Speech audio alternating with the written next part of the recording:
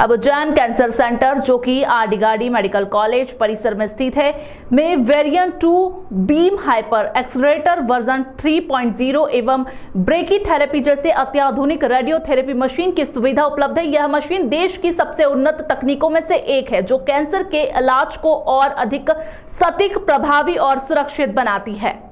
इस मशीन की खासियत यह है कि यह अन्य मशीनों की तुलना में न्यूनतम साइड इफेक्ट्स देती है, जिसमें मरीजों को उपचार के दौरान कम परेशानी होती है और जीवन की गुणवत्ता बनी रहती है। साथ ही यह मशीन बहुत कम समय में उच्च गुणवत्ता की थेरेपी प्रदान करती है, जिससे इलाज की अवधि भी कम होती है। अब उज्जैन कैंसर सेंटर में आयुष्मान भारत योजना के अंतर्गत समग्र कैंसर उपचार, सर्जरी, कीमोथेरेपी और रेडियोथेरेपी सहित सभी प्रकार की सुविधाएं उपलब्ध है, जिससे सभी वर्ग के मरीजों को बेहतरीन और आधुनिक इलाज मिल सके। इस विषय पर और जानकारी देने के लिए आज हमारे साथ हैं उज्जैन कैंसर सेंटर के वरिष्ठ radiotherapy consultant doctor Saurabh Karnavat ने चर्चा की।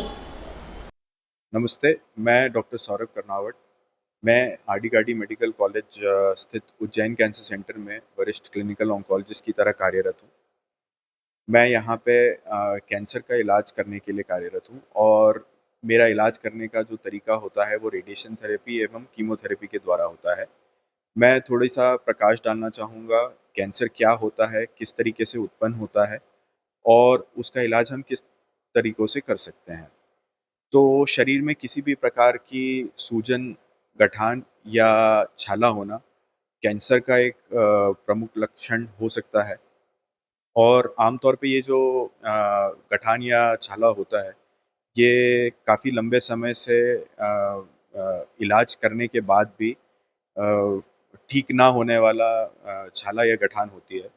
ये शरीर में किसी भी अंग में हो सकता है, सर से लेके पाँव तक में किसी भी अंग में कैंसर होने की संभावनाएँ रहती हैं।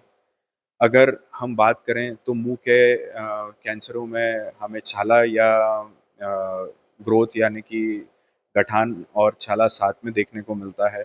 वहीं पे हमको गले में गठानें देखने को मिल सकती हैं। आहार नली का अगर कैंसर की बात करें तो उसमें हमें खाने में या गटकने में तकलीफ़ हो सकती है।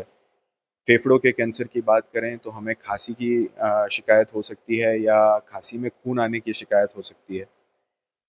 पेट की बात करें तो हमें अनीमिया यानी कि खून की कमी शरीर में, कमज़ोरी होना, लैट्रिन में से बास आना या फिर खून जाना, ये ये कुछ लक्षण हैं जो पेट या आंतों के कैंसर से संबंधित हैं।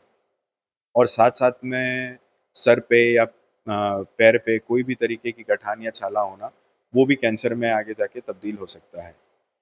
हम यहाँ पे जो कैंसर का इलाज करते हैं वो सारी पद्धतियों से करते हैं, जैसे कि शल्य चिकित्सा, रेडिएशन थेरेपी और कीमोथेरेपी। यहाँ पे मैं आपको थोड़ा-सा प्रकाश डालना चाहूँगा रेडिएशन थेरेपी पे। रेडिएशन थेरेपी आमतौर पे 2 प्रकार की होती हैं, बाहरी रेडिएशन थेरेपी और अंदरूनी रेडिएशन थेरेपी। बाहरी रेडिएशन थेरेपी मेरे पीछे जो लगी मशीन है, कुछ इस प्रकार से इस मशीन द्वारा दी जाती है और पुराने समय में जो मशीनें थी वो इतनी कारगर नहीं थी कि जिससे हम रेडिएशन की बीम को इस तरीके से मॉडिफ़ाई कर पाएँ या उसको नियंत्रण कर पाएँ बीम का कि दुष्प्रभाव कम हो। आज की आधुनिक मशीनें जैसे कि वेरिएंट की लीनियर एक्सेलरेटर ट्रू बीम के द्वारा ये संभव है कि आज हम काफ़ी सटीकता से रेडिएशन दे सकते हैं। रेडिएशन शरीर के किसी भी हिस्से में दिया जा सकता है। हालाँकि हर जगह का बीमारी के हिसाब से डोज़ कितना होना है, क्या होना है, वो बीमारी पे निर्भर करता है और जगह पे निर्भर करता है जहाँ पे कैंसर हुआ है।